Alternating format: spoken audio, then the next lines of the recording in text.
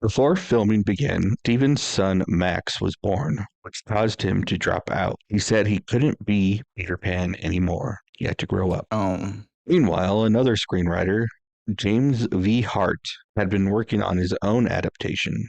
He was struggling to find a way to do an updated retelling. Now, it is until his son asked him if Peter ever grew up and what would happen if he did. that's a good question by his kid, yo. This led to a rewrite called Hook: The Return of the Captain. This was given the green light, and director Nick Castle was attached. TriStar Pictures was producing the film, and the studio at the time was being ran by Spielberg's former agent. He sent Spielberg the script, who fell in love with it. Nick was given a six-figure settlement and writing credit, but Steven replaced him as director.